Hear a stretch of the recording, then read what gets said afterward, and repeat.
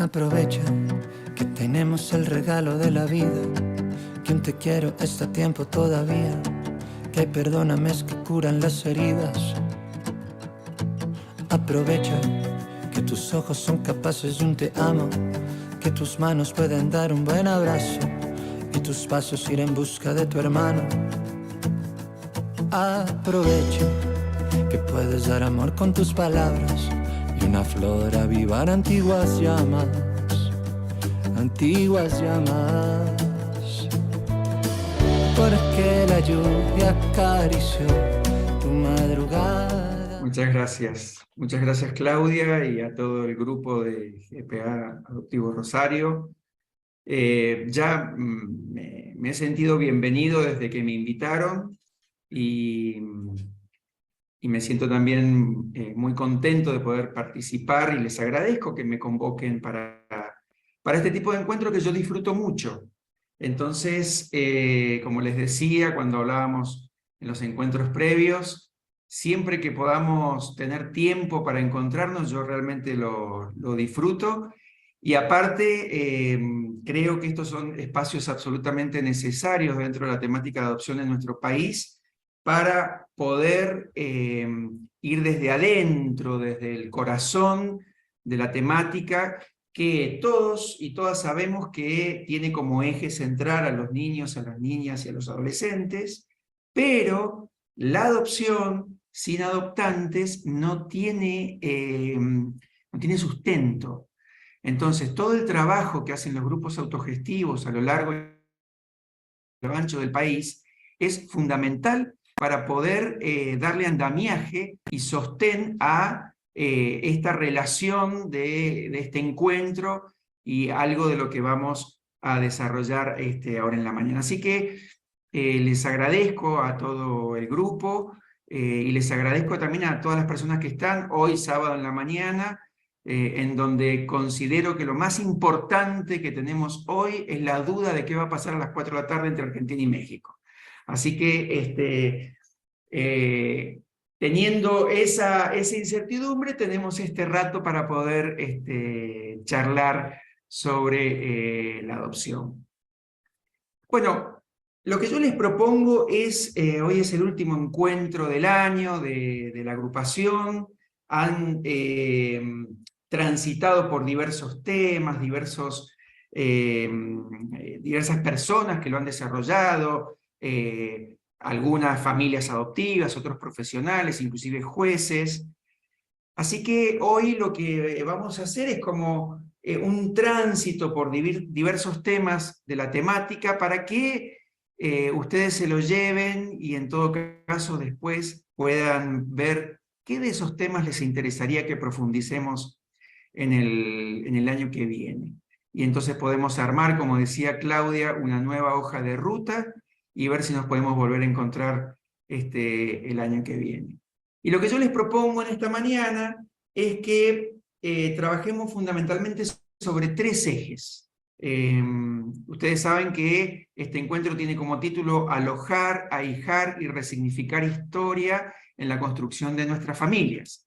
Bueno, alojar y ahijar hace referencia a los vínculos entre las personas, a los vínculos dentro de una familia, a los vínculos adoptivos. Por lo tanto, y resignificar es justamente un trabajo que es fundamental en la temática de adopción. Entonces lo que yo les propongo esta mañana es que tomemos estos 3 temas como hoja también de ruta, como columna vertebral, que es, primero hablar de qué es un vínculo, o qué entendemos por vínculo.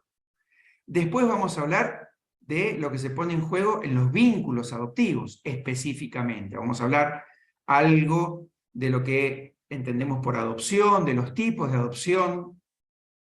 Vamos a mencionar solamente, no lo vamos a poder profundizar ni desarrollar, pero vamos a mencionar algo de lo que se pone en juego en el proceso de integración adoptiva y vamos a hablar de la implicancia de integrar. Y el tercer tema con el cual vamos a cerrar es sobre la importancia y el significado de resignificar. Así que ese es como el camino que vamos a hacer. Y para eso tengo el PowerPoint que voy a compartir en este momento. A ver. Acá estamos. ¿Se ve bien? Perfecto. Bueno, bárbaro. Hacia allá vamos entonces con nuestro desarrollo. Bueno, como les decía,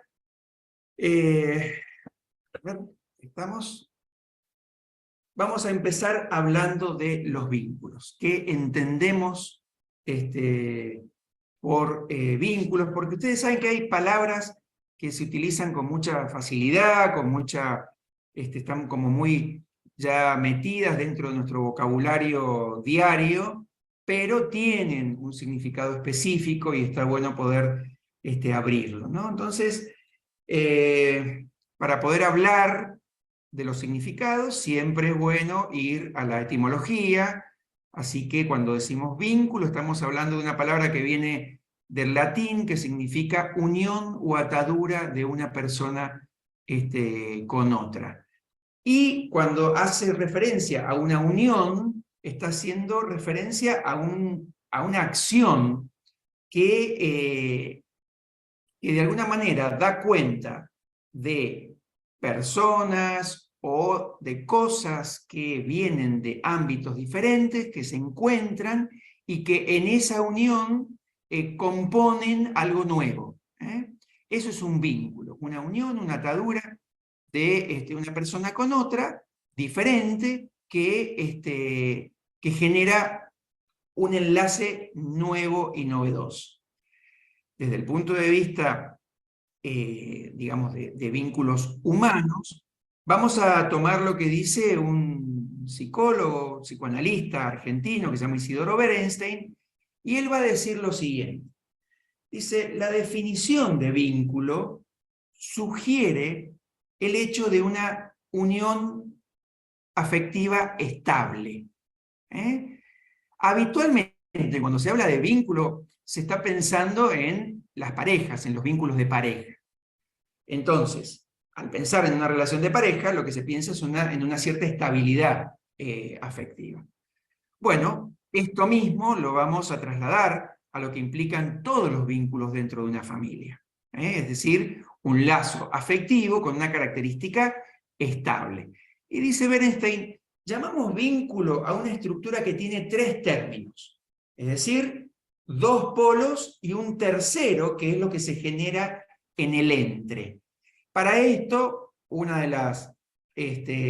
los ejemplos que son como más fáciles de entender es lo que sucede, por ejemplo, entre las neuronas. Acá, en esta foto, lo que tenemos son esos dos polos, que son las dos neuronas, y un entre, que es la comunicación entre cada una de ellas. Ahora, esto mismo también se reproduce en los vínculos afectivos y en los vínculos humanos. Porque si yo les muestro esta foto que ustedes están viendo ahora, ustedes ven a dos personas, ven a un hombre y a una mujer, pero aparte están viendo algo más. Están viendo lo que pasa entre ellos en este momento. Eso que pasa entre ellos es lo que denominamos entonces un vínculo afectivo, un vínculo entre personas. Desde este lugar, entonces, también lo que es importante mencionar es que los vínculos no se dan espontáneamente, sino que son construcciones que nosotros tenemos que ir armando. Generalmente los vínculos afectivos están atravesados por cierta romantización, en donde uno dice, bueno, sentí, me pasó, nos pasó. Bueno, sí, es algo que tiene algo de espontaneidad, pero para que sea estable necesita de una construcción. Y esa construcción tiene algunos elementos fundamentales para que se pueda desarrollar. Entonces, para que hablemos de un vínculo entre dos personas, tenemos que saber que es imprescindible que sean dos o más. Y ustedes dirán, bueno, es una obviedad, se está diciendo que un vínculo se desarrolla entre dos personas o más. No es una obviedad, porque culturalmente, cuando hay afecto de por medio, hay una fantasía que es el de hablar de una fantasía de unidad, de que somos uno, cuando nos queremos o cuando estamos juntos. ¿Han escuchado hablar ustedes de la media naranja? La media naranja hace referencia a que uno de los polos es la mitad, la otra de los polos es la otra mitad, y juntos armamos una sola cosa. Puede ser que pensemos esto desde un lugar de que armamos una familia, podría ser desde ahí, pero cuando hablamos de vínculo entre personas, tenemos que saber que para que haya vínculo necesitamos dos o más que sean diferentes y que mantengan su singularidad y que mantengan su particularidad para generar lo que sucede en el medio. Si hacemos una fusión de esos dos, significa que uno desapareció. Entonces ya no hay vínculo. Ahí hay otra cosa. Pero para que haya vínculo se supone que tienen que ser dos o más diferentes, pero manteniendo su singularidad. Otra cosa que supone la existencia de vínculo es que tiene que haber presencia. Tiene que ponerse el cuerpo.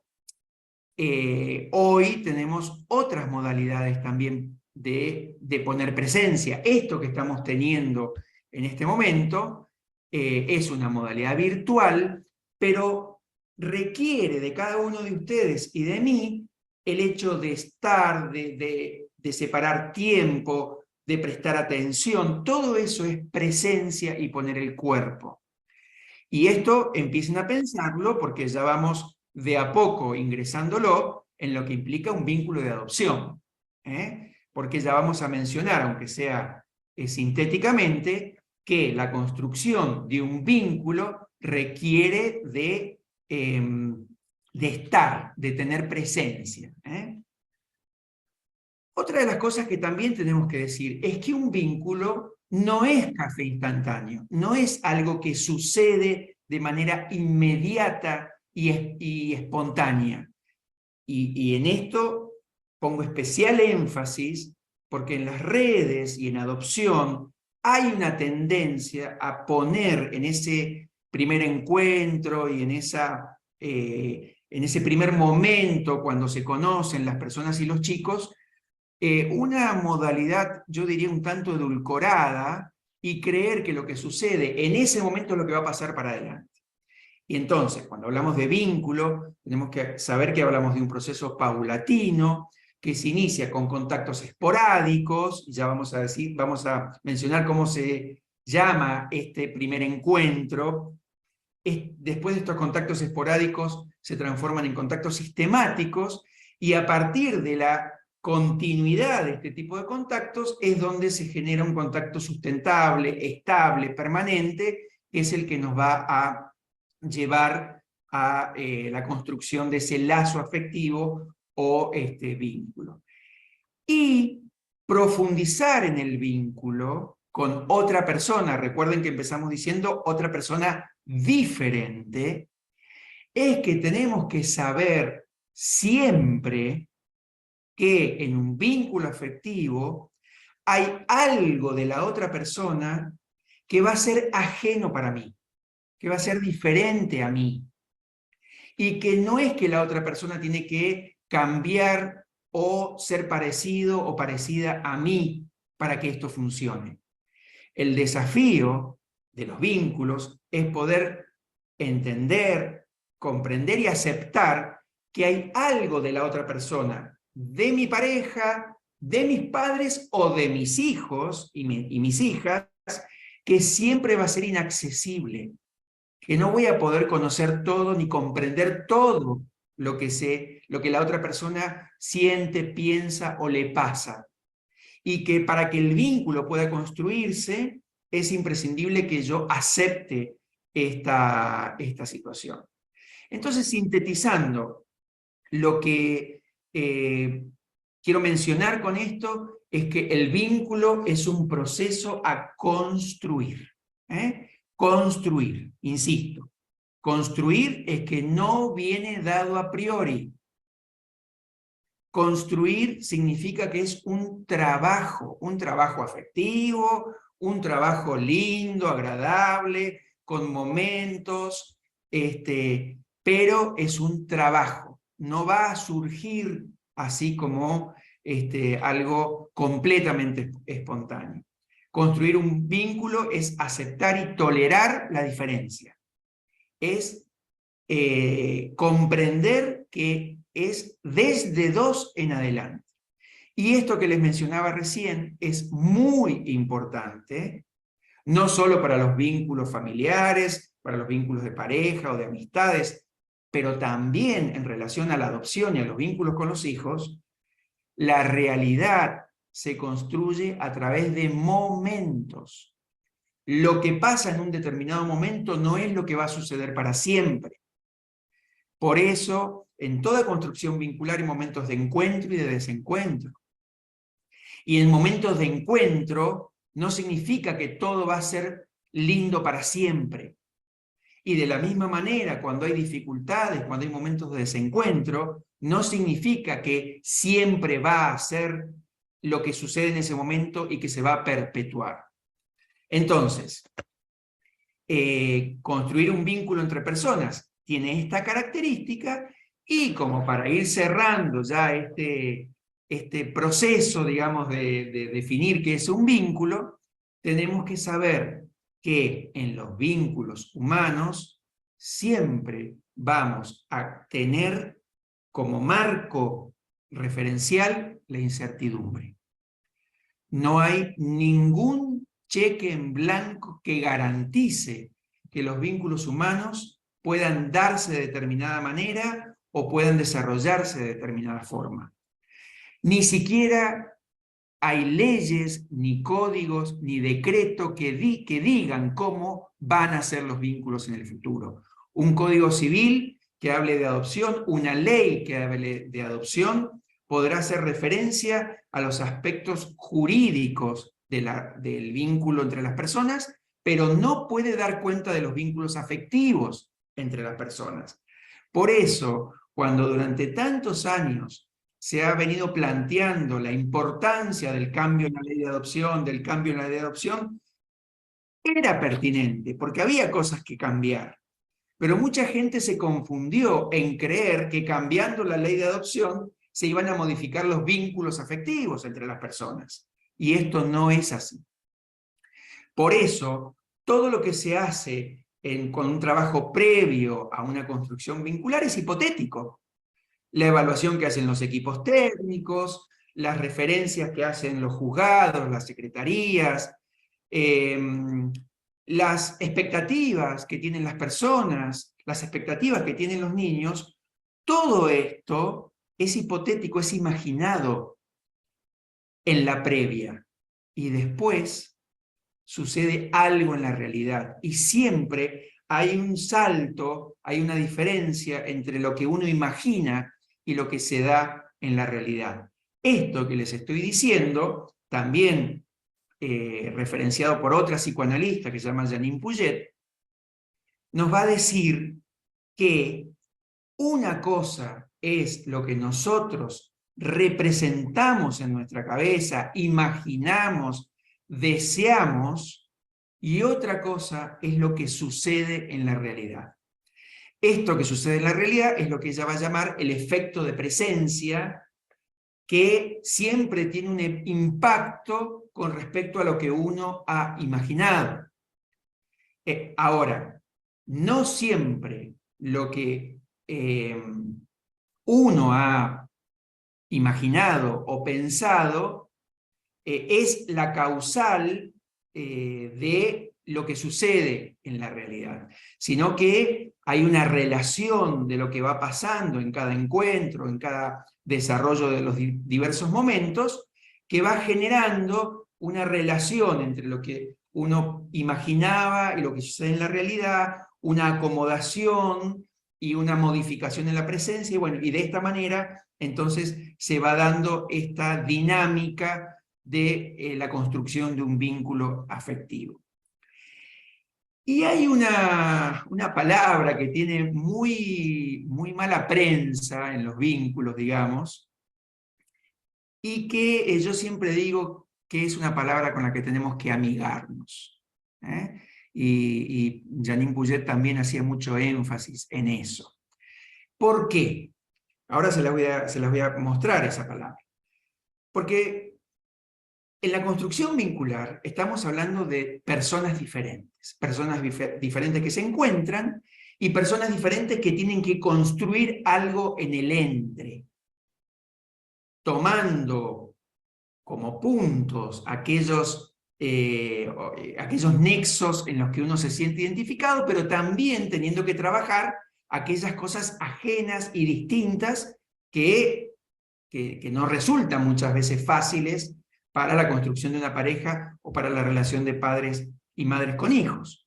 Entonces, a partir de la diferencia, a partir de que son personas diferentes, siempre la existencia de un vínculo supone que van a existir crisis.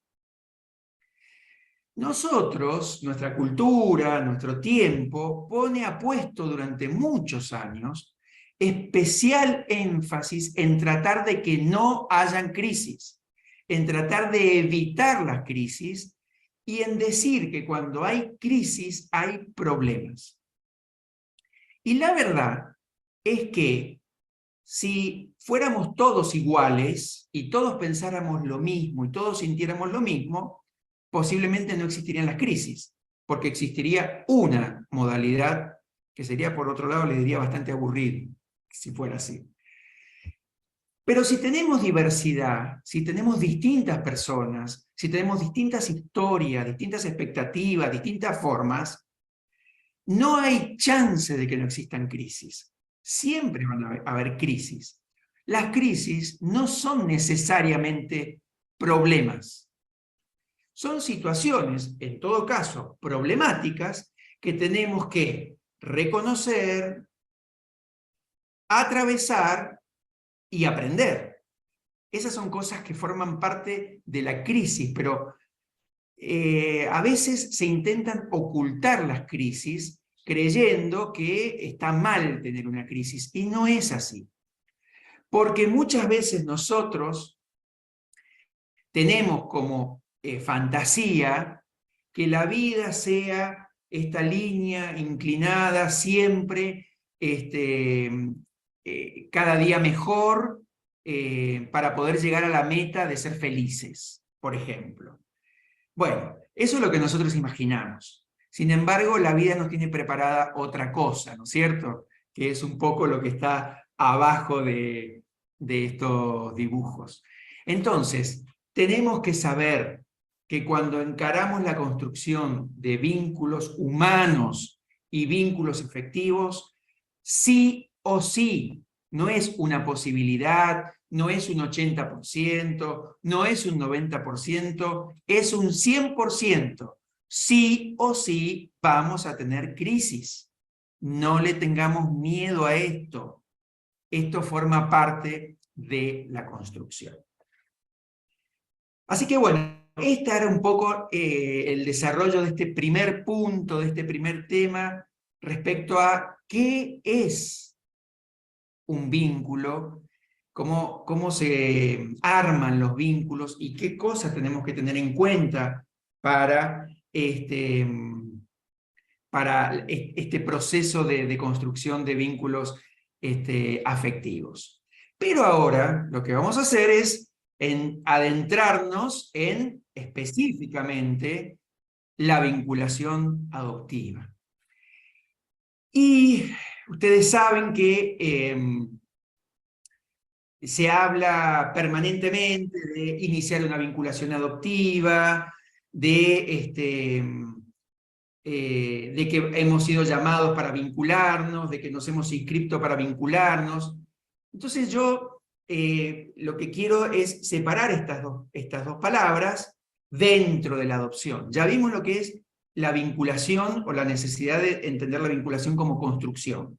Pero ahora, dentro de la temática de adopción, yo quiero hablar algo de la adopción en primer lugar para después entrelazarlo con esta noción de entramado afectivo que se llama vínculo adoptivo, pero que quiero proponerles dos palabras anteriores a la vinculación. Ahora, cuando hablamos de adopción, ¿de qué estamos hablando? Porque generalmente lo que suele sucedernos es que creemos que lo que vivimos en este momento es lo que se ha vivido siempre. Y no es así. Los hechos sociales, los diversos hechos humanos a lo largo del tiempo y a lo largo de las culturas se van modificando. Y la adopción es fundamentalmente, tiene como núcleo un hecho humano. ¿Cuál es ese hecho humano? El hecho humano es niños y niñas que no pueden ser criados por su familia de origen. Ese es el hecho humano.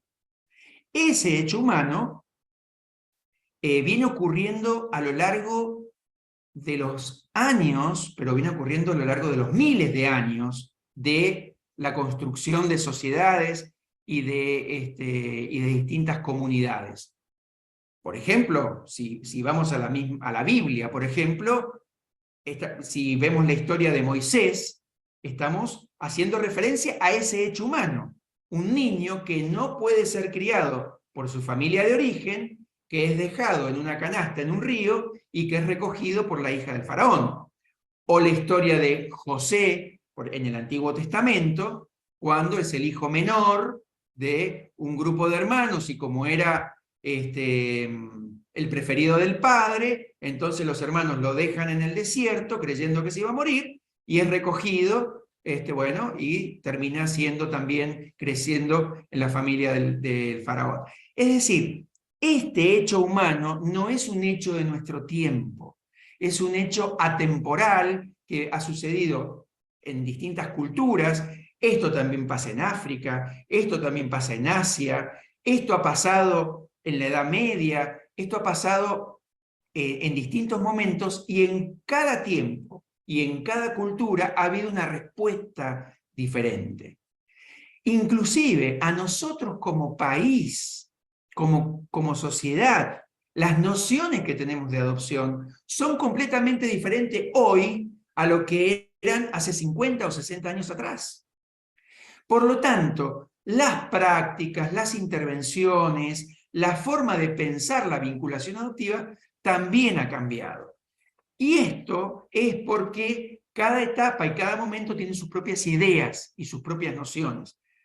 Yo se los voy a mostrar a través de la implicancia de este encuentro de mundos divergentes.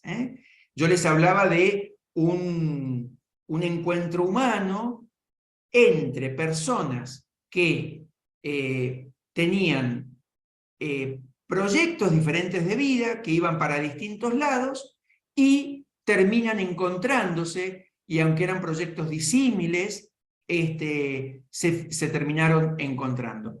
Este hecho humano, como les decía, en cada momento ha tenido una respuesta y una mirada diferente. Fíjense esto que les voy a mostrar ahora. Esto es una definición de adopción del año 1938. Y fíjense cómo se entendía la adopción allá por la década de los años 20, 30 y 40.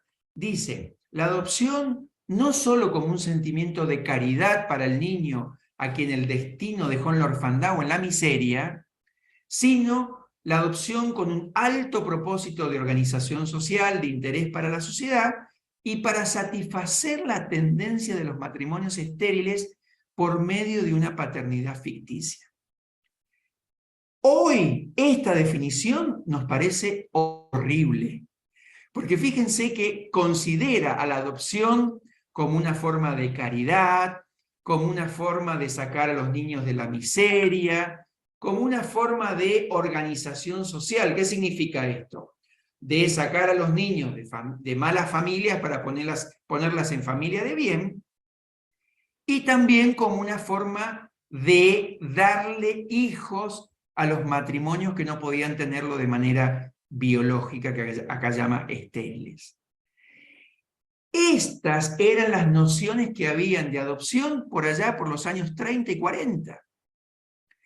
Y son las que a su vez se han ido transmitiendo y se siguen transmitiendo a través de las representaciones sociales y del imaginario social, que van generando mitos y prejuicios que todavía se manifiestan en nuestra realidad.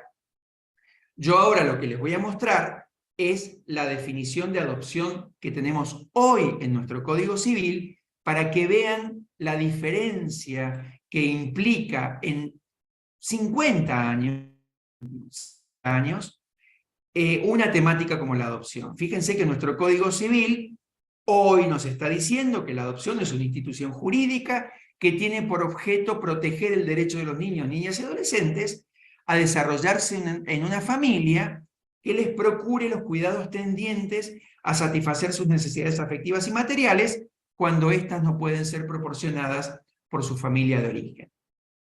Prácticamente el día y la noche, entre lo que entendemos hoy por adopción y lo que se entendía en los años 38, 39, 40.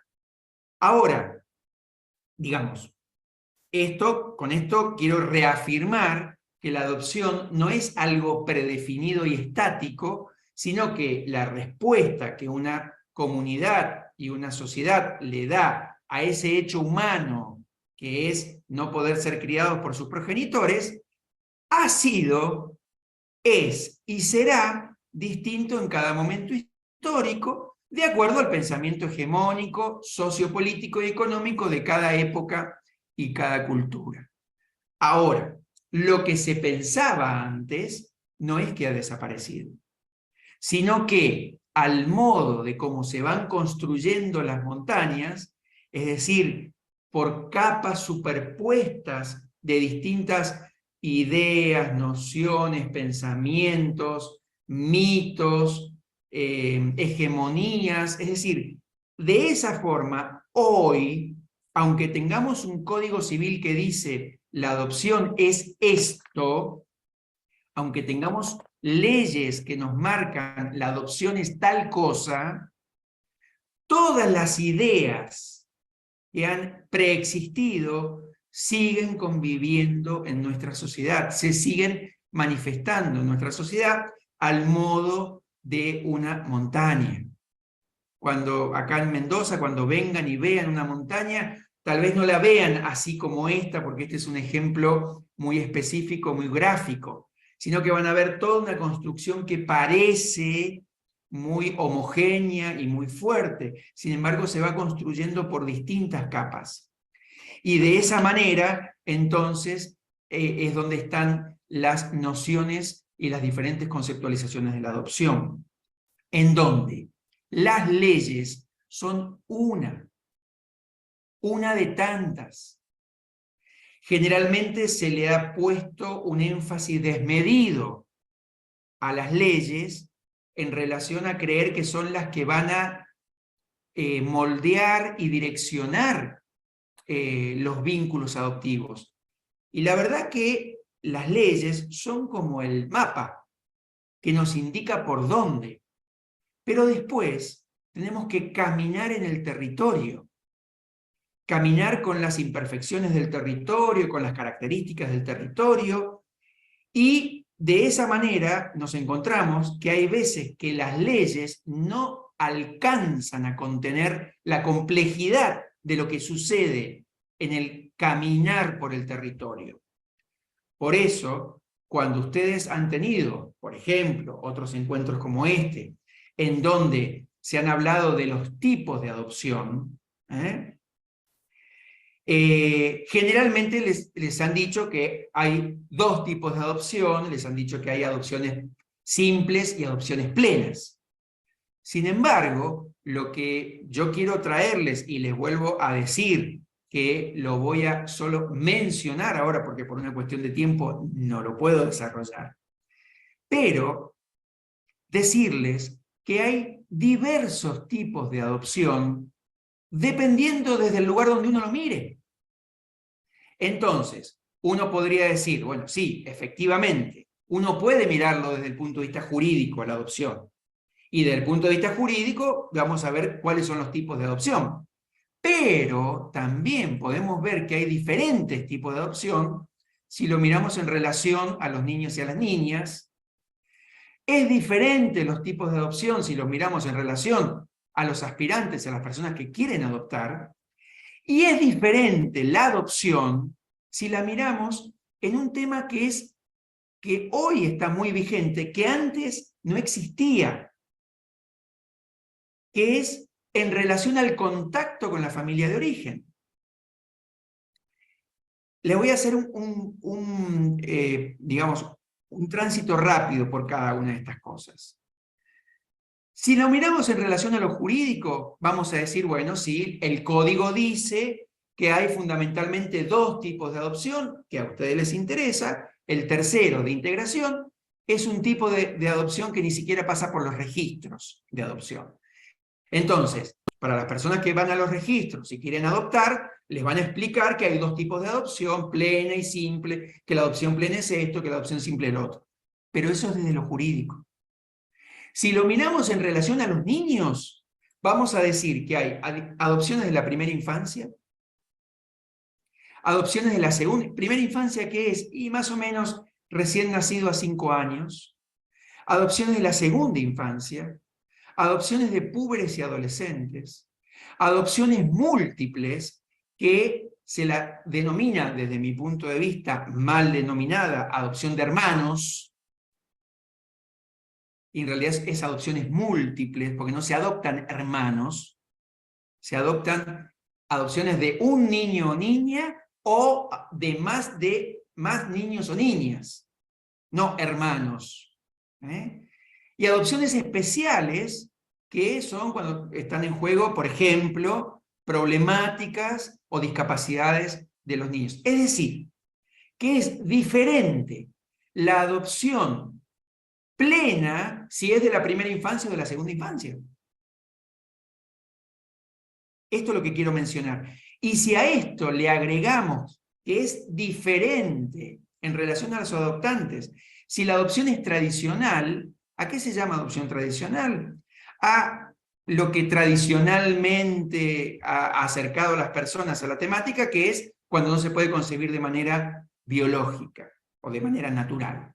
Ok, ese es un tipo de adopción. Pero hoy hay muchísimas situaciones de lo que se llama adopción preferencial. ¿Qué es la adopción preferencial? Personas que pueden concebir de manera biológica y sin embargo adoptan.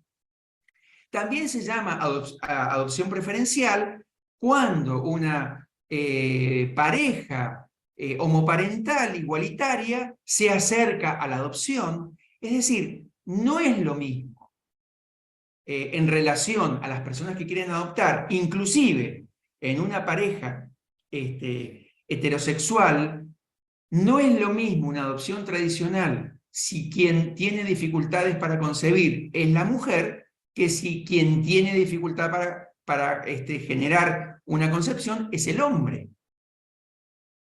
Es completamente distinto. Y en la adopción preferencial no es lo mismo la conformación de una familia cuando ya hay hijos biológicos y hay posibilidad de concebir y se adopta, porque ahí la conformación adoptiva es diferente, es mixta. Fíjense cómo se va sumando complejidad a lo de plena y simple, que es lo que habitualmente se menciona.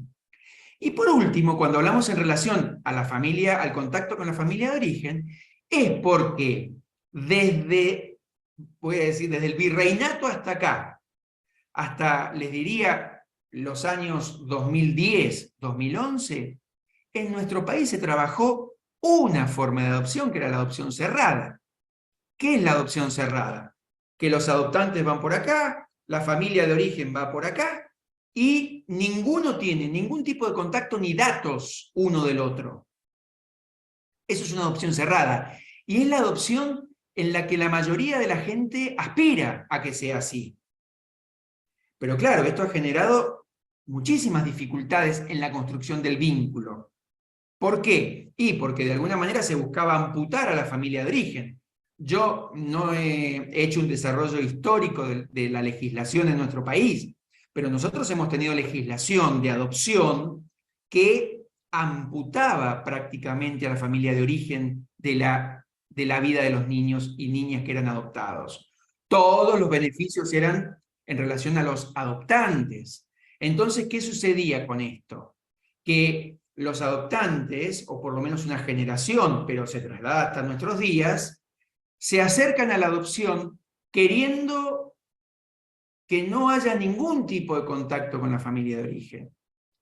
Y hoy, con las nuevas miradas, con los derechos de los niños, niñas y adolescentes a partir de la Convención de los Derechos del Niño y las nuevas legislaciones, la ley que nos dice, y miren, si es conveniente para los niños y las niñas y los adolescentes, y construye a la construcción del vínculo adoptivo, bueno, entonces se podrá tener algún tipo de contacto con familiares de origen. Esto es lo que podríamos llamar adopción semiabierta. Lo que no tenemos en nuestro país, y posiblemente ustedes hayan visto en diversas películas, que hablan en películas de Estados Unidos, o de España, o de Francia, Europa, Inglaterra, es lo que se conoce como la adopción abierta, en donde hay encuentros previos entre los adoptantes y la familia de origen, hay acuerdos. Esa es una modalidad que en nuestro país no está desarrollada y que no veo, por lo menos en el corto plazo, que pueda desarrollarse. Pero, ¿qué les quiero mencionar con todo esto? La complejidad de la adopción. Que la adopción es una construcción compleja. Y cuando digo compleja, no digo complicada.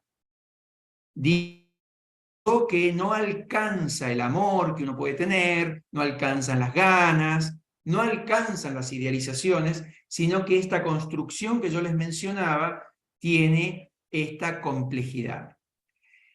Y para poder armar un vínculo adoptivo en el medio, digamos, atravesando esta complejidad, hay que entender entonces que es un proceso, que no es café instantáneo, que no se da rápido. ¿Y por qué les menciono esto? Quienes venimos trabajando en adopción de hace muchos años, yo empecé a trabajar adopción en 1997, fines del 96. Empecé a trabajar cuando se dictó la ley anterior. Por eso se habla de mí como que tengo experiencia, que es una forma artística de decir que soy viejo, pero no importa, está bien. Lo cierto es que hace muchos años que trabajo en la adopción. Y durante todos estos años, en los medios escritos, radiales, televisivos, en los grupos, en todos lados, se ponía mucho énfasis en el tiempo de espera, haciendo referencia a que había tiempo de espera, y lo van a escuchar hasta hoy, ¿eh? Hoy están escuchando algo diferente, un poco diferente y también problemático, pero durante años se ponía mucho peso en que el trámite era burocrático y lento.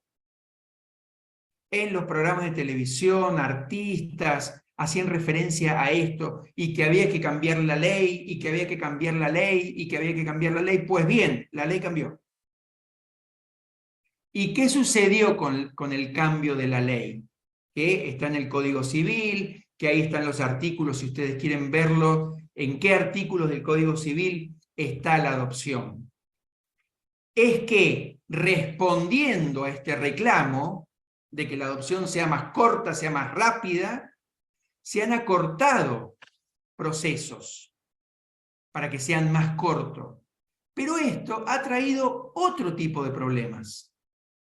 Porque a la complejidad de la construcción de vínculos, nos hemos encontrado que ahora hay que hacerlo más rápido. ¿Por qué? Porque el código dice tal cosa. Pero esto está difícil. Sí, pero hay que apurarlo porque el código habla de 6 meses. Y después hay que iniciar el trámite.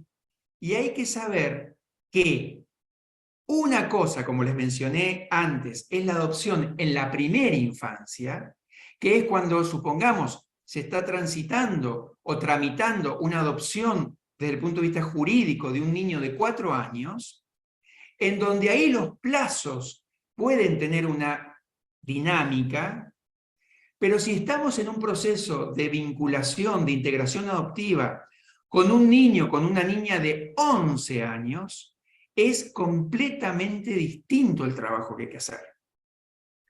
Ese tipo de trabajo, desde el punto de vista vincular, requiere un trabajo mucho más artesanal. Ese trabajo artesanal es el que yo propongo pensar como proceso vincular.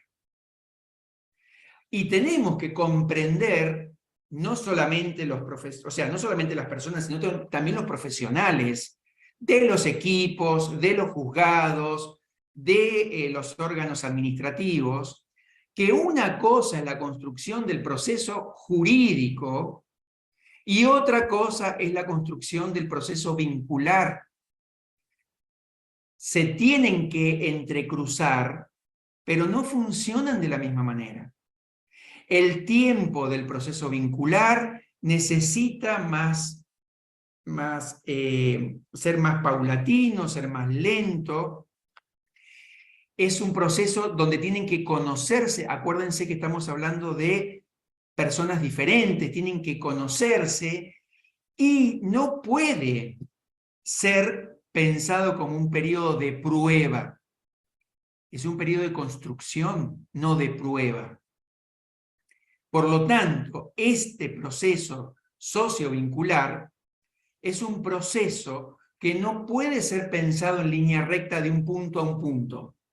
Es decir, desde el día que lo conocimos al niño o a la niña hasta la sentencia, pasamos por la guardia preadoptiva, tal fecha, tal plazo, y después cumplimos con los plazos que nos dice el código.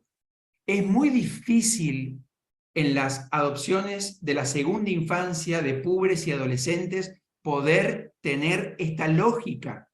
Esto puede suceder con un niño o una niña de 1 año, pero no cuando tenemos personas diferentes con diferentes grados de madurez y necesidades. Los encuentros humanos, dice esta placa, son diversos y transitan una modalidad de avances y retrocesos, de saltos y estancamientos, de consolidaciones y contradicciones en el marco, como decía antes, de la complejidad, de la subjetividad, y muchas veces están fuera del control de la norma. Están fuera de la posibilidad de que un artículo diga lo que hay que hacer o lo que no hay que hacer. Por eso yo les decía antes que a este proceso se lo denomina vinculación. Habíamos hablado que vínculo es unión o atadura de una persona con otra. Por eso yo propongo que diferenciemos un poco el proceso. Porque el vínculo no es lo que sucede al inicio de ese proceso. El vínculo es a donde queremos llegar, es el final del proceso, es la atadura afectiva. Por eso yo les propongo pensar por lo menos 3 momentos para esta trayectoria, este proceso. Esos 3 momentos tienen otras palabras, yo les decía antes, que les proponía 2 palabras antes. Ok. Cuando hablamos de proceso, hablamos de un proceso de fases sucesivas que tiene una complejidad. Por eso les propongo que pensemos desde un primer tiempo, que es un primer tiempo de contacto, luego una relación, hasta llegar a un vínculo. ¿Por qué estas palabras? ¿Por qué utilizo contacto, relación y vínculo? Es decir, no son azarosas. ¿Qué entendemos por contacto? Contacto es el trato que puede existir entre dos o más personas. Contacto es lo que tenemos con personas que conocemos un poco, que eventualmente tenemos algún tipo de relación más liviana, que va y que viene, conocemos muy pocas cosas, ¿eh? Son esas personas con las que vamos caminando por la vereda y que nos decimos, hola, ¿qué tal? ¿Cómo van tus cosas? ¿Y qué esperamos de la respuesta de la otra persona? Que diga bien, porque si dice bien, entonces, bueno, me alegro, chao, chao, y seguimos. Eso es un contacto. ¿Eh? O contacto entre desconocidos que se conocen y se genera algo, digamos, en todo caso empático. Ahora, cuando ese contacto se profundiza un poco más, lo que estamos haciendo es empezando a construir una relación. ¿Qué es una relación? Y ya con esa persona hay algún grado de conexión, trato, comunicación, correspondencia, es decir, hay algo más ahí. Ya no es cualquier persona que vi eventualmente. Es alguien con quien tengo una continuidad que me empieza a ser significante. Por ejemplo, relaciones de parentesco, relaciones de amistad, relaciones comerciales e inclusive relaciones amorosas. Ahora, como decíamos, al hablar de vínculo, estamos hablando de entrelazamiento. Pero ya entrelazamiento con una sujeción voluntaria, pero sujeción a compartir lugares, tiempos, afectos, normas, reglas, pero para poder llegar al vínculo tenemos que transitar este proceso de primero conocernos, después afianzar la relación y luego llegar al vínculo. Como les decía en las placas anteriores, la adopción no es la misma si la ingresamos dentro de la lógica de la complejidad. Este proceso, contacto, relación y vínculo, no es lo mismo si se da con niños de la primera infancia o si se da con niños de la segunda o niñas de la segunda infancia, o son púberes y adolescentes. Son completamente diferentes. Las herramientas que se necesitan para transitar ese proceso con cada uno son diferentes. Por eso es tan importante conocer previamente. Ahora recuerden, conocer es representación. Uno puede asistir a todos los cursos, uno puede capacitarse previamente, uno puede ver todos los videos que mencionaba Esteban por ahí, de mí o de quien sea, pero nunca eso va a dar cuenta completamente de lo que suceda cuando se encuentren con niños, niñas o adolescentes reales. Ahora, digamos, en estos 3 momentos que yo les digo, de primera infancia, segunda infancia, es cuando se producen saltos en los niños o en las niñas, saltos cualitativos, muy importantes, físicos, psicológicos, cognitivos, sociales, y digamos, una de las cosas más importantes, es el que se da entre la primera y la segunda infancia, porque de la segunda infancia en adelante ya está presente el pensamiento simbólico.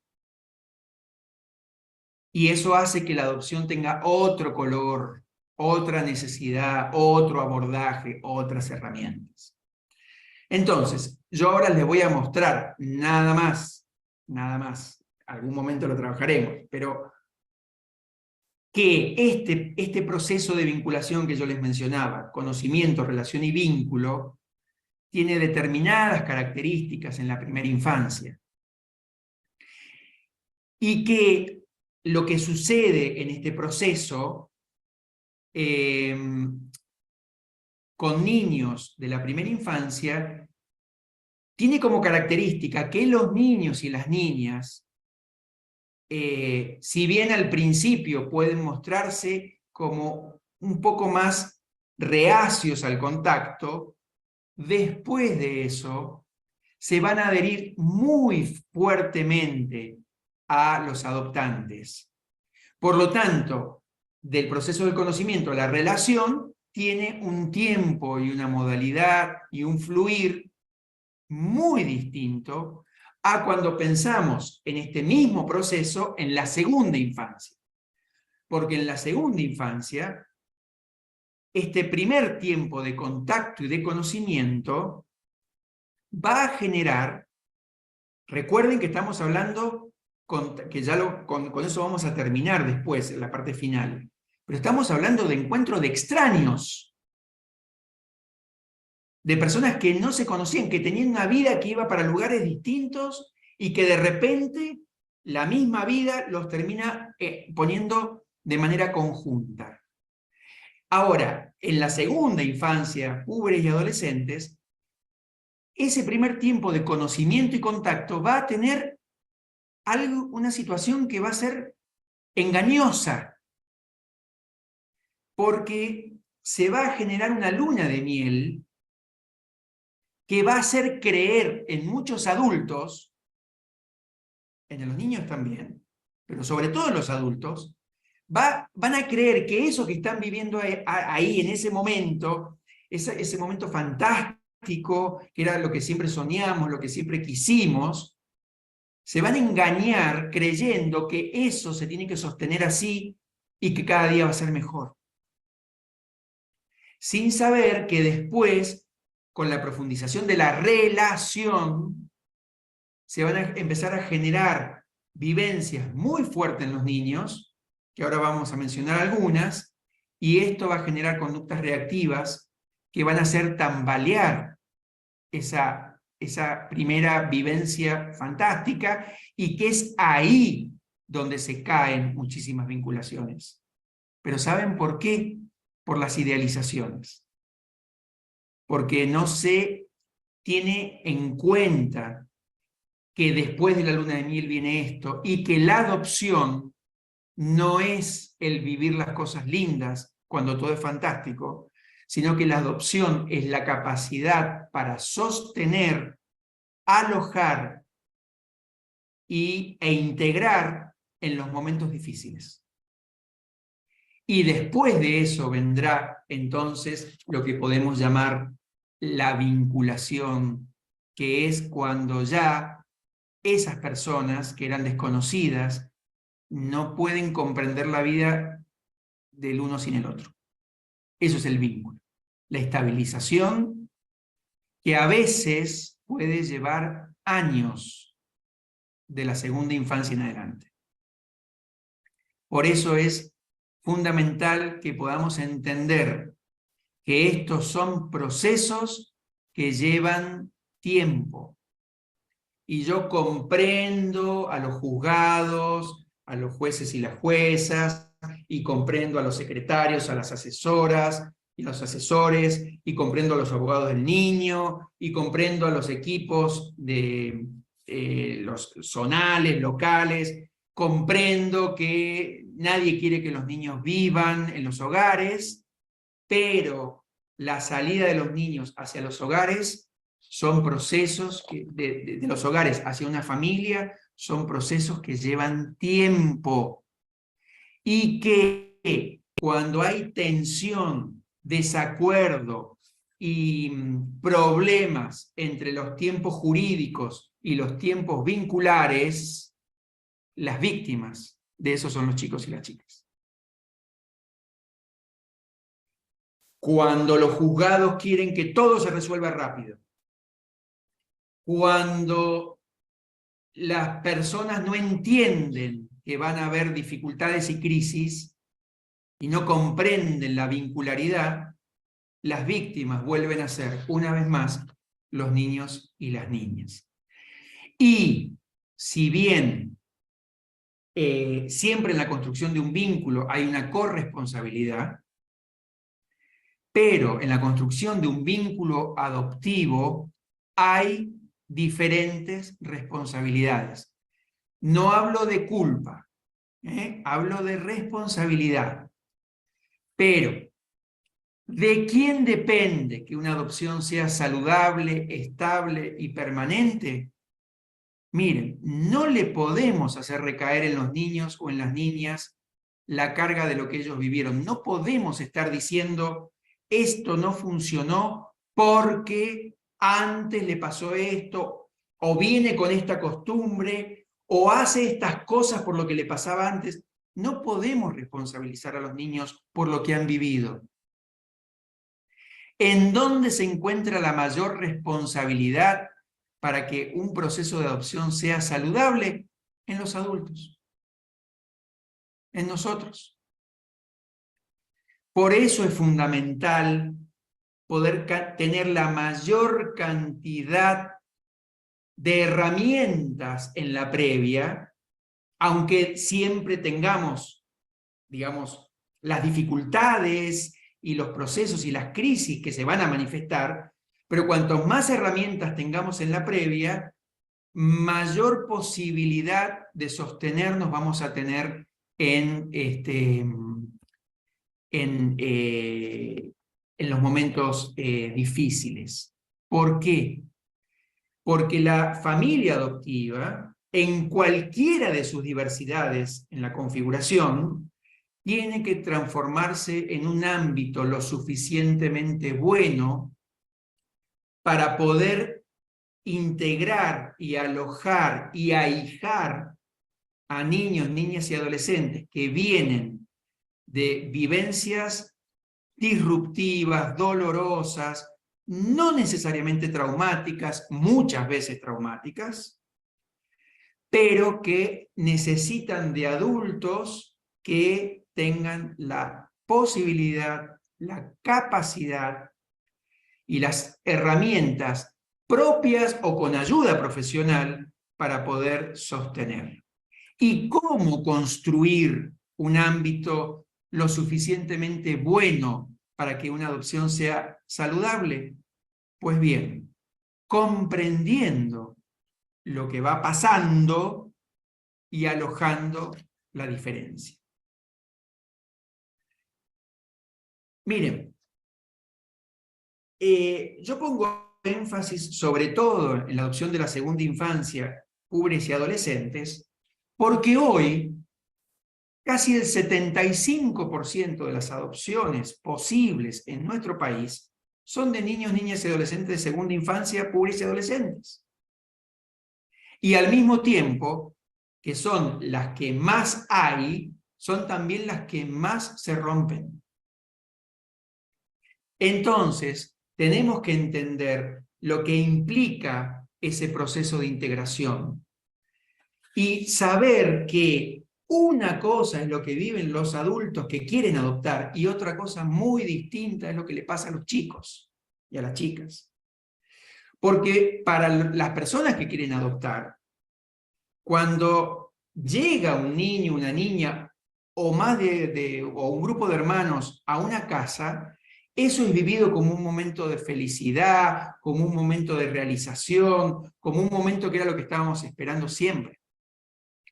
Sin embargo, tienen que comprender que esos chicos y esas chicas vienen de fracturas afectivas, fracturas en la continuidad de lo que implica la construcción del sí mismo. Nosotros hablamos, en general la mayoría de nosotros hablamos de nuestra historia familiar diciendo sí, porque mi tía, mi abuela, mi mamá, nací en tal lugar, nací en tal hospital, después fuimos a vivir acá. Si yo hablo de mi historia, digo que nací en Salta y después me fui a vivir a La Plata y después a los 7, 8 años me vine a vivir a Mendoza. Es decir, yo hablo de eso, pero estoy hablando de una misma línea de continuidad existencial. Y en general las mismas personas son las que me mostraron cómo funcionaba el mundo. En cambio, los chicos y las chicas que llegan a una familia adoptiva son chicos y chicas que nacieron en una familia, que les dijeron el mundo funciona así. Puede ser lindo o feo, como se lo dijeron, pero le dijeron el mundo funciona así.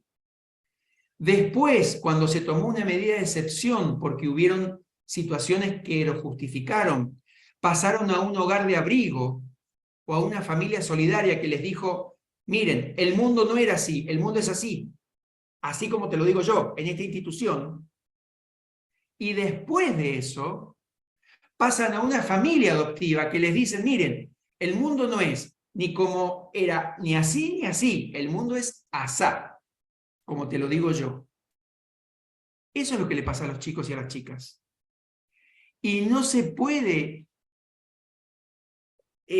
comprender e integrar todo eso para niños o niñas o adolescentes de manera rápida, de acuerdo a la expectativa de los adultos que han adoptado.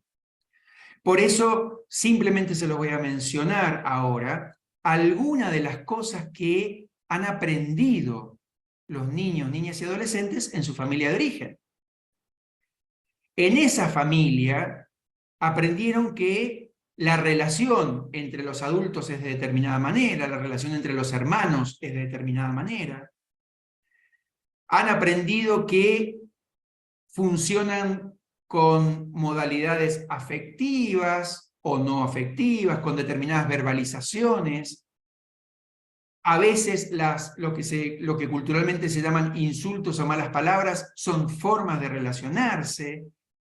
Familias en donde hay tal vez abrazos o donde nunca hubo un abrazo, donde posiblemente hay desvalorización, críticas, donde hay intolerancia, paciencia, o donde hay tolerancia y paciencia, donde tal vez esa familia tiene una modalidad de castigos físicos o psicológicos.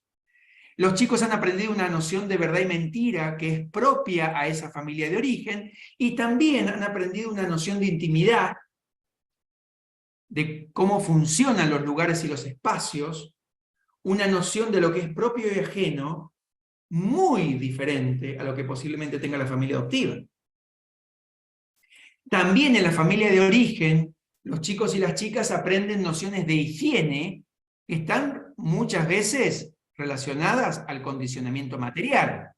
No es lo mismo bañarse todos los días cuando yo tengo el baño dentro de mi casa y tengo agua caliente, a cuando no tengo agua corriente, cuando tengo que ir a buscar agua a 2 cuadras en baldes o en tachos y no puedo calentarla. No es lo mismo la noción de higiene, de salud y enfermedad o de hábitos posibles. También los chicos y las chicas aprenden en la familia de origen nociones de sexualidad diferente en general, porque están relacionadas también a los condicionamientos materiales y a los hábitos de intimidad. Hay veces que para la familia adoptiva hay aprendizajes que son vividos como que generan terror, y para los chicos son naturales porque lo han aprendido. No es que son perversos, es que han aprendido de determinada forma. Lo mismo con las estrategias de supervivencia, las nociones de trabajo, desocupación, tiempo libre, el pedir en la calle, muchas veces tiene una noción totalmente diferente a lo que para los adoptantes implica. El hecho de tomar cosas de los otros, que rápidamente es vivido como robo, para los chicos tal vez ha sido una estrategia de supervivencia, completamente diferente una cosa con la otra. Es decir, cómo han vivido en la familia de origen todas las nociones de vivienda, salud, alimento y educación, que cuando pasan a una institución, ¿qué le dicen? Que todas esas nociones de vivienda, salud, alimento y educación que vivían en la familia de origen ahora son distintas. Porque ahora van a vivir en un hogar o una familia de abrigo, porque con respecto a la salud, que antes tenían que ir al hospital público a las 3 de la mañana, o al centro de salud, ahora el Estado, en un hogar o en una institución, provee la salud pública. En el hogar van a tener alimento a través de las operadoras o los operadores, y también en los hogares van a tener una escolarización, una regularidad que posiblemente nunca tuvieron en la familia de origen. Y que ¿qué va a hacer? Que cuando vayan a la familia adoptiva nos encontremos con chicos de 12 años que tal vez no sepan leer y escribir bien. Y entonces muchos adoptantes lo ponen en escuelas privadas con doble escolaridad y piensan que tiene problemas este niño o esta niña para la escuela. Obvio que va a tener problemas, pero va a tener problemas por lo vivido previamente como aprendizaje de vida, porque otros adultos le mostraron otra cosa. Y cuando pasan a una familia adoptiva, para los chicos cambian todos estos conceptos, estas nociones. ¿Cómo no vamos a necesitar tiempo si estos chicos y estas chicas vienen de otro mundo?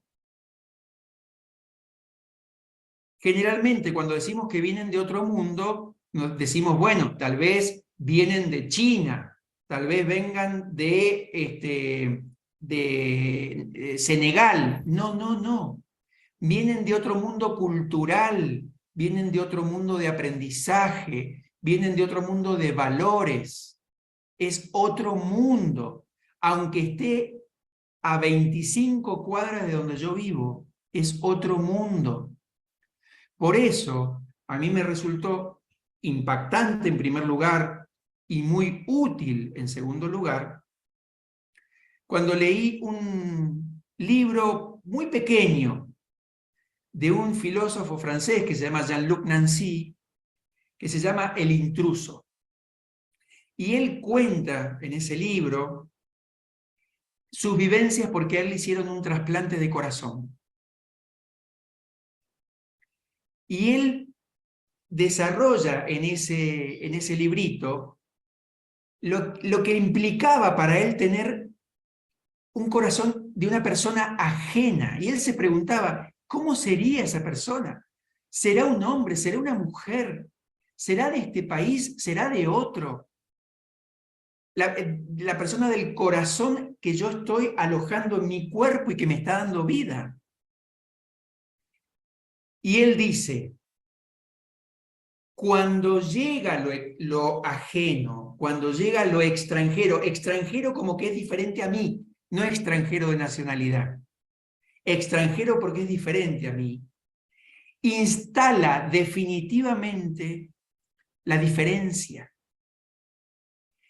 Y por más que yo quiera hacer que el otro se parezca a mí, la ajenidad ya queda instalada por siempre. Y en la adopción, una de las cosas que hay que alojar es que siempre y de por vida va a haber una parte de la historia de mi hijo, de mi hija.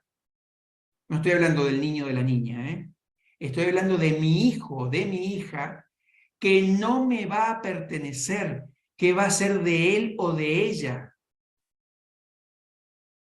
Y eso es algo que muchas veces es difícil de alojar, es algo difícil de integrar, porque cuando yo no puedo aceptar esto, ese extranjero, ajeno, diferente y distinto, se me transforma en alguien amenazante.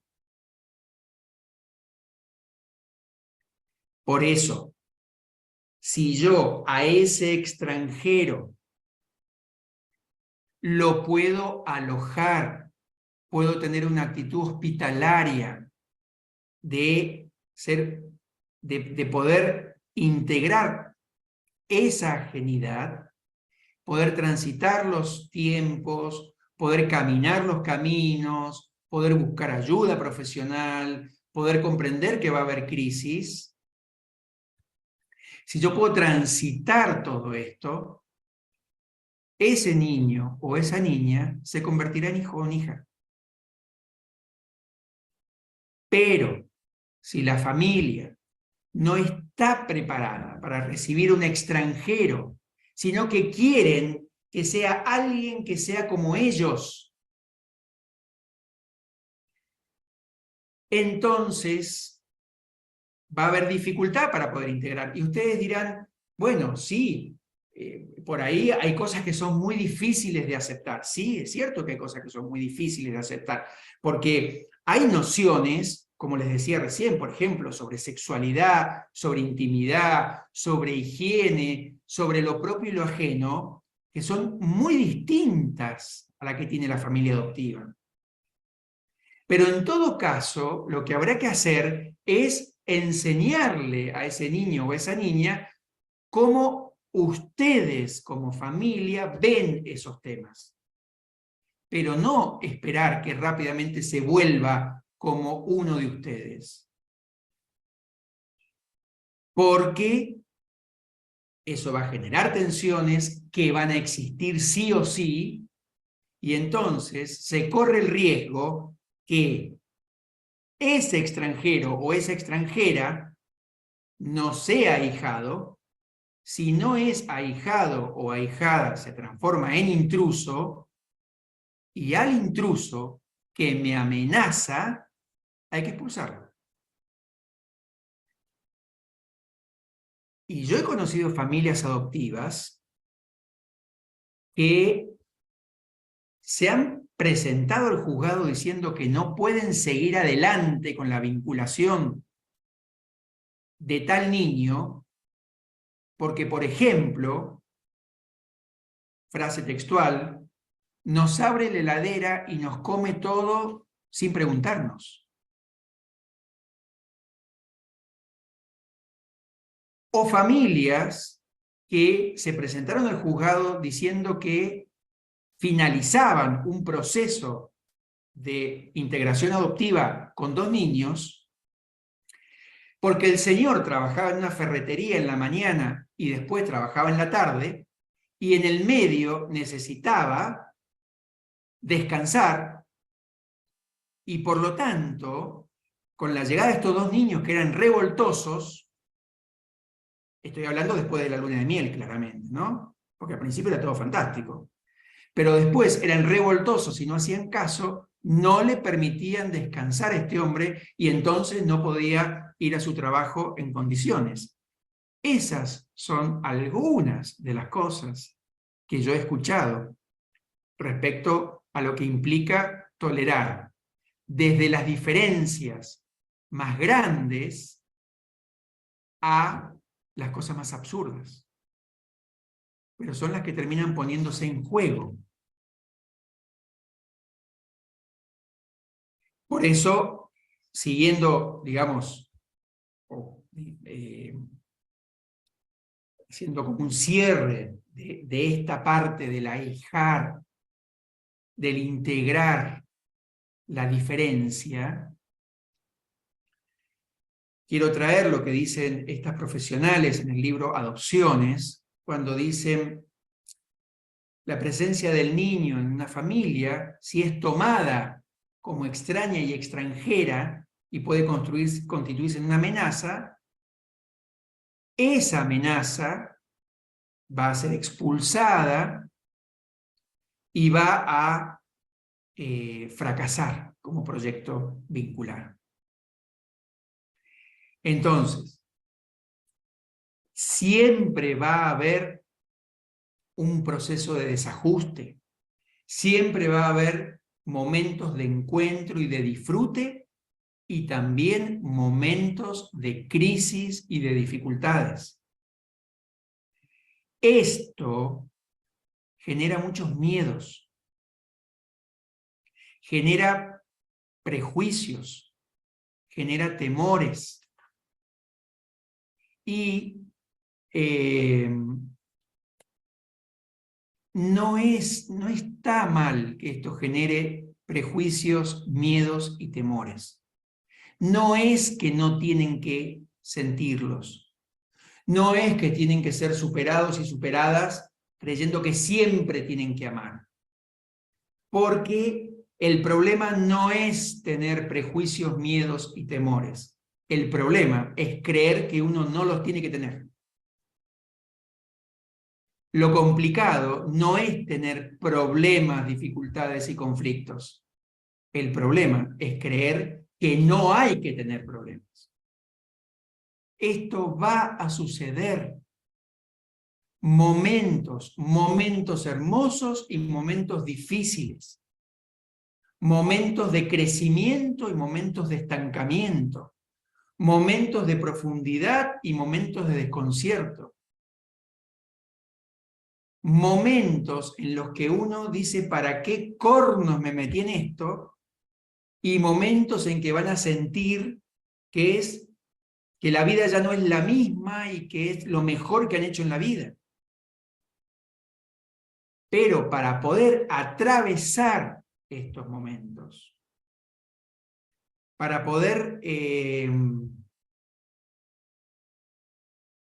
vivir estos momentos en una dimensión más realista, no tan idealizada, pero tampoco tan trágica ni tan tremenda, una de las herramientas más útiles y más importante es tener la posibilidad de resignificar.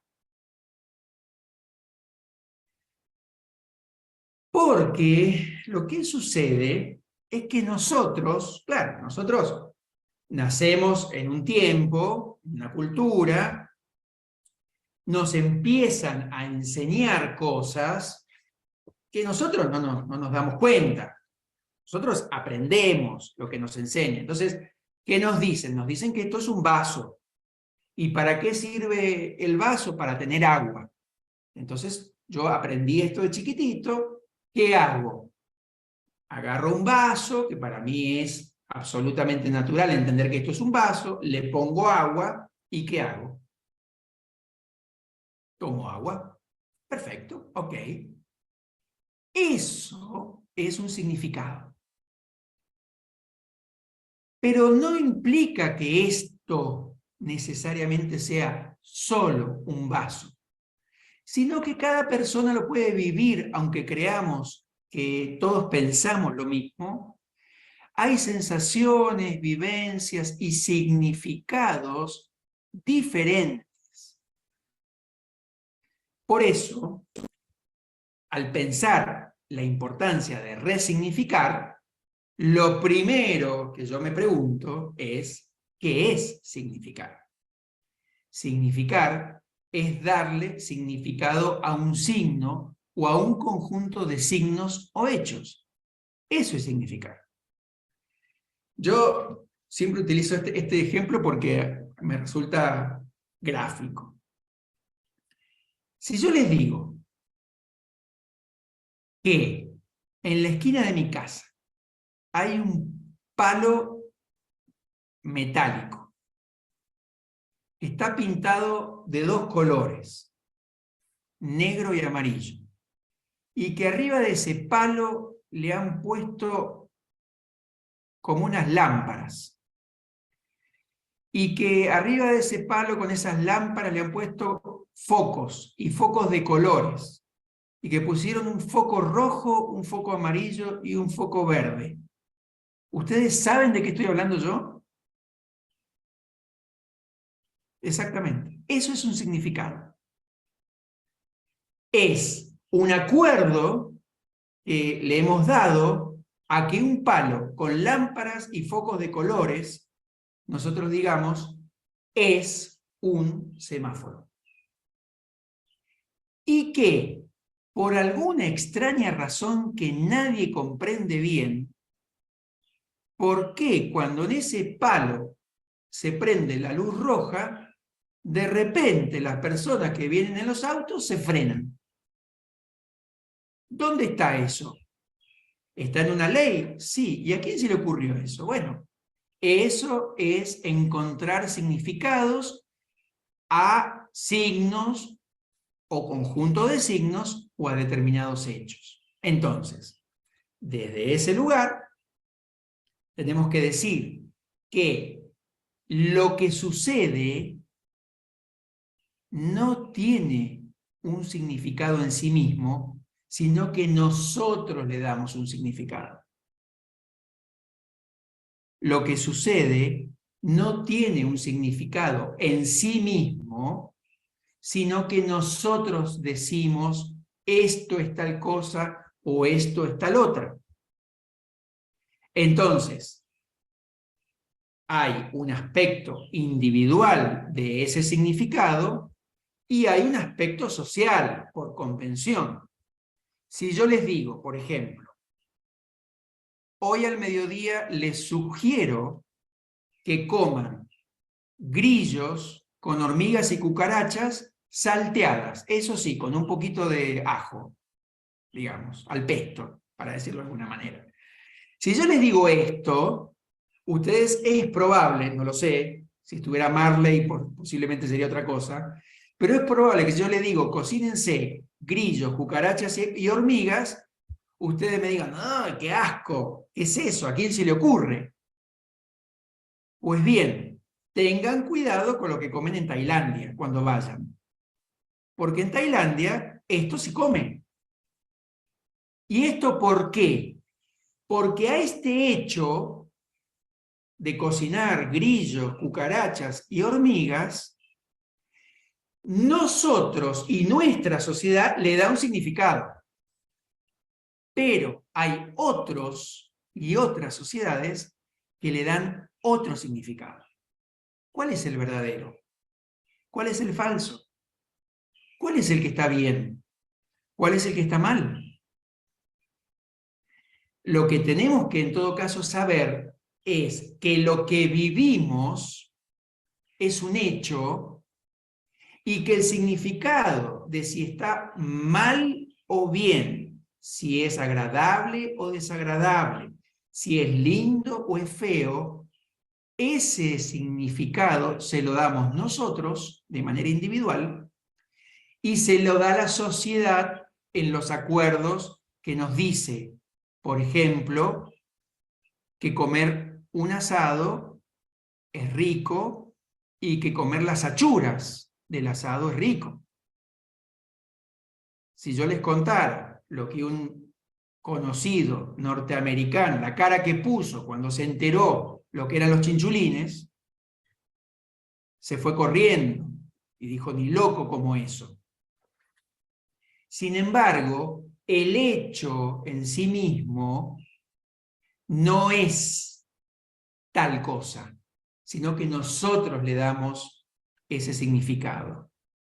Por eso me gustó esta frase que circula por las redes, ¿no? Pero creo que es muy gráfica de lo que estamos hablando, porque un mismo hecho, una misma situación, una misma cosa, como una piedra, para un distraído le genera que le implica tropezar, para un violento es un proyectil, pero un emprendedor construye con la piedra, el campesino la utiliza como asiento, el niño juega con la piedra, David la utilizó para tirar a Goliat.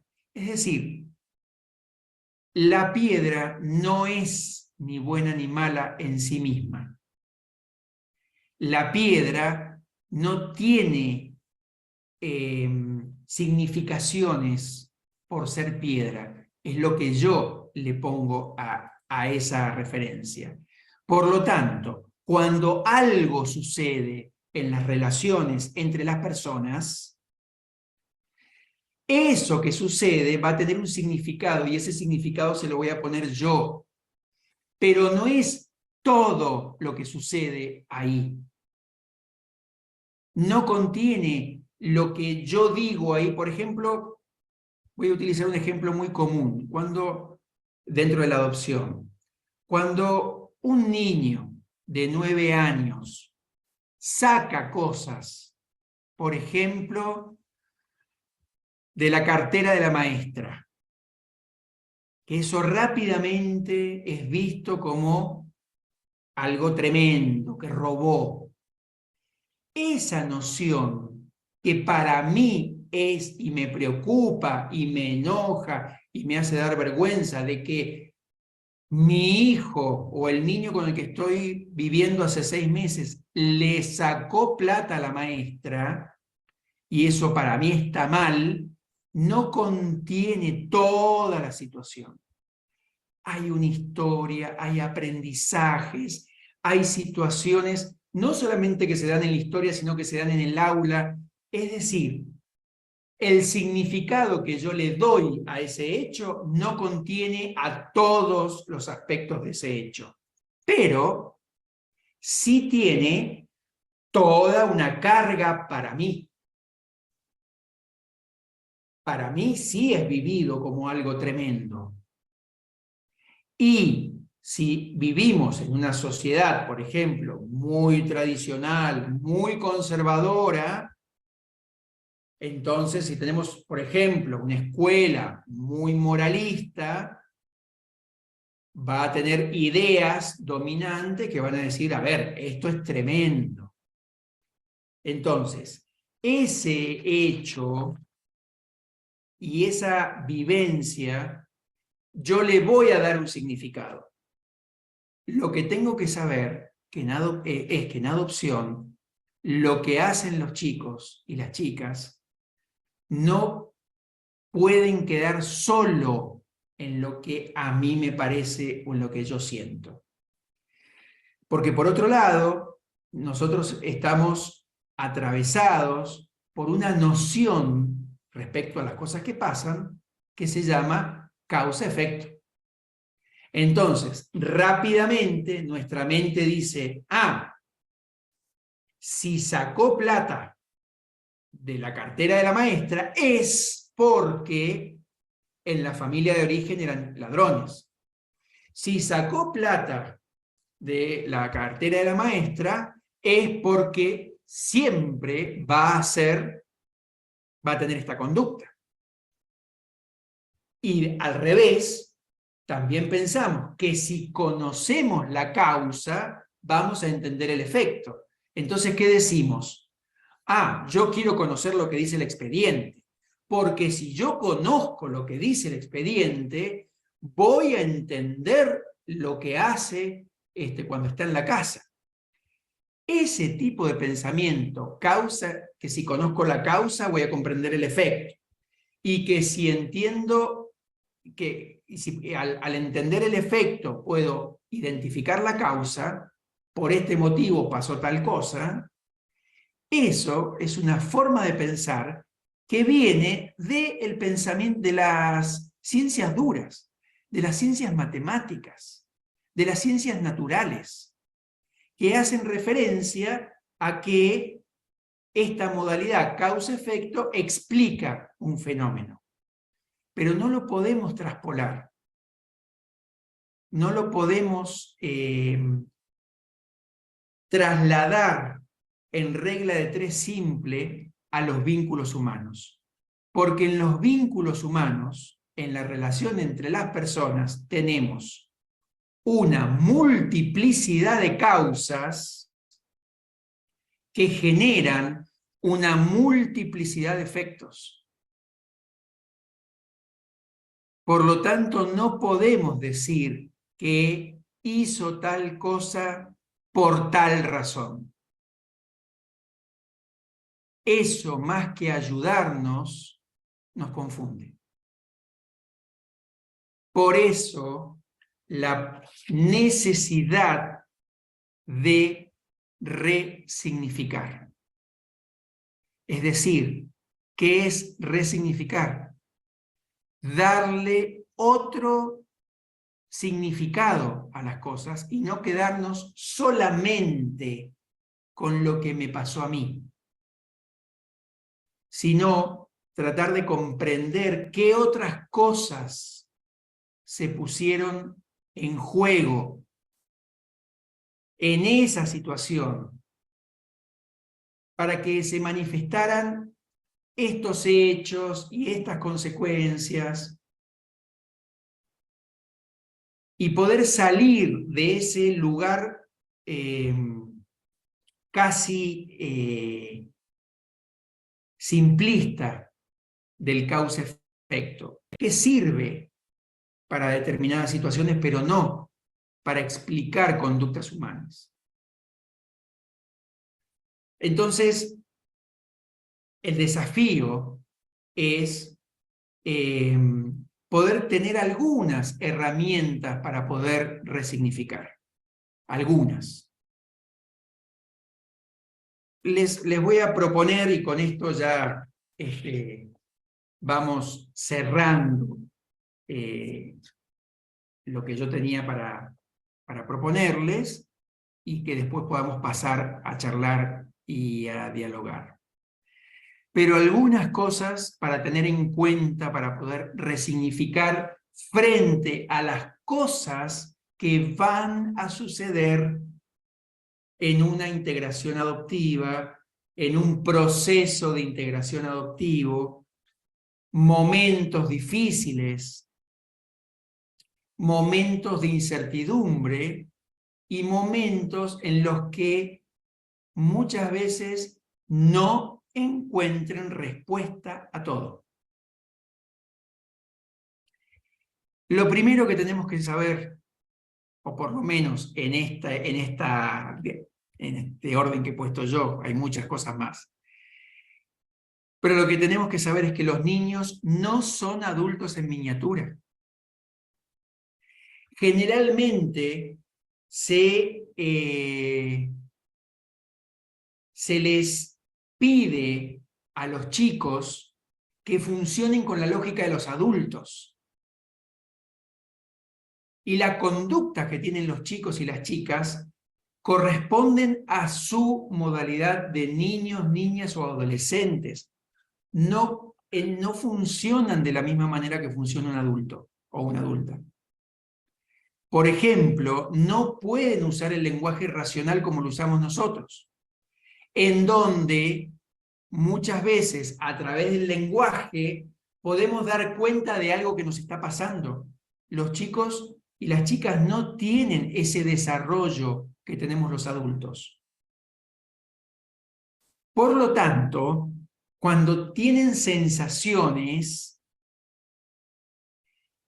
sentimientos, no saben de dónde vienen esas cosas, las sienten, miedos, dolores, tristezas, culpas, enojos, odios, amores, todo ese tipo de cosas, las actúan a través de conductas. Es decir, que las conductas no nos van a mostrar una causa originaria, sino que nos van a mostrar indicadores de vivencias, de sensaciones, de sentimientos. Ahora, la vivencia de estos dolores, tristezas, culpas y todo esto en los chicos es diferente a como es en los adultos. Les puse acá un solo ejemplo, pero es el más gráfico. Porque, por ejemplo, la vivencia de manipulación, cuando unos adoptantes dicen, no, lo que pasa es que es un manipulador que hace esto para tal cosa. Sí, puede ser que haya conductas manipuladoras, pero no son igual a la conducta manipuladora de un adulto que piensa, imagina, representa y ejecuta. Los chicos lo que siempre van a buscar es tratar de evitar el sufrimiento y de sacar esas tristezas, esas culpas, esos enojos, esos dolores, y lo van a hacer a su forma y dentro de su posibilidad. Y ellos y ellas no son plenamente conscientes de por qué hacen las cosas. Por eso, la pregunta adulta de ¿por qué hiciste tal cosa? No sirve, no es asertiva. Porque en general, supongamos que rompen algo, ¿no? Y uno dice, ¿por qué me rompiste eso? En general la respuesta que van a recibir es no sé. ¿Y eso qué genera? Mucho más enojo. ¿Cómo que no sabes? ¿Ves que me estás mintiendo? ¿Ves que estás manipulando las cosas para que...? Y no es así. Los chicos no saben. Es una respuesta real. quien tiene que tener la capacidad de absorber eso y de abrir las posibilidades son los adultos. Del mismo modo, cuando los chicos y las chicas, sobre todo de la segunda infancia estoy hablando, transitan por un momento, por un tiempo reactivo, oposicionista, en el que buscan sabotear inclusive la vinculación, o que sienten un enojo tremendo hacia la madre de origen o hacia el padre de origen, cuando viven estas cosas, las conductas van a ser agresivas, verbal y físicamente, van a pegar, van a patear, van a romper, pero esa agresión no es hacia los adoptantes, es en los adoptantes, pero no hacia los adoptantes. Lo que sucede es que las personas que quieren adoptar se ofrecen a ser el territorio donde los chicos y las chicas puedan manifestar sus dolores, sus enojos, sus alegrías, sus culpas, sobre todo en ese lugar arquetípico, que son los vínculos y los lugares que ocupa cada vínculo. Entonces, si tenemos una niña que ha vivido una experiencia dolorosísima con un padre de origen, es posible que sea muy refractaria con el padre adoptivo. O si hay una vivencia de enojo y odio por algo que la madre de origen hacía, lo más probable es que descargue su enojo y su odio en la madre adoptiva, pero no en la madre adoptiva real, sino en el lugar que ocupa. Pero si esto no se puede resignificar, una de las frases que más he escuchado es: ¿por qué me hace esto con todo lo que le estoy dando? Y esto implica el trabajar con esas personas para que comprendan que no le está haciendo de manera direccionada, pero sí está haciendo en tu casa, con tus cosas y en tu cuerpo. Porque las patadas las vas a recibir, el golpe la vas a recibir, o la referencia agresiva de vos no sos nadie, me quiero volver, no te quiero. Ese tipo de cosas, si no pueden ser absorbidas, y no estoy hablando de que tiene que ser absorbida cualquier cosa, cualquier tipo de agresión, cuando pasa esto hay que buscar ayuda profesional. Porque sí o sí salir de la luna de miel y pasar a la etapa reactiva es un momento que pone a prueba la posibilidad de continuar. Pero para los chicos, ese es un momento de muchísimo dolor, de duelos. Y entonces se necesita que los adoptantes tengan las herramientas para atravesar esta tormenta. Que si no hay adultos firmes, la tormenta se lleva todo por delante. Por eso, algunas de las cosas que entiendo que se necesitan para este tipo de proceso que se va a vivir, que es el que llamamos un proceso de integración adoptiva o un proceso vincular. ¿Qué herramientas necesitamos tener los adultos para esto? Estabilidad emocional para desplegar funciones de sostén e implementación de normas claras y coherentes. Tener capacidad de empatía, es decir, poder identificarse con este niño, con esta niña, para poder entender y aceptar los procesos que se manifestarán a lo largo de los primeros meses de convivencia. Miren, es fundamental comprender que la integración adoptiva es enseñar, es mostrar, tiene muchísimo de docencia. Enseñar y mostrar un nuevo mundo, una nueva forma de funcionamiento. Para eso es necesario tener la capacidad de poder ponerse en el lugar del otro, de los niños y de las niñas, y eso es lo que yo llamo empatía. Poder tener tolerancia a la frustración. Aceptar que las cosas no van a ser como imaginaban, como esperaban, pero que van a poder, a pesar del esfuerzo, y comprender que los cambios van a ir siendo de a poco. Tolerancia a la frustración. Los cambios no van a ser tan rápidos, sobre todo en la segunda infancia, y esto requiere paciencia. También se necesita tener la capacidad de encontrar gratificación en los pequeños avances y mejorías. Me acuerdo cuando una mujer que estaba con una adolescente, una puber en realidad, en donde el día a día era muy difícil. Y ella se quejaba profundamente de que le hacía esto, le hacía lo otro. Dice, y para colmo, en la noche viene y quiere acostarse conmigo. Y yo le decía, ese es el punto. Ahí es donde tenemos que encontrar el anclaje. ¿Por qué va en la noche, después de agredirte y de hacerte todo lo que hace, por qué va a buscarte en la noche? Tener la posibilidad de encontrar las pequeñas gratificaciones. Tener flexibilidad en los roles parentales.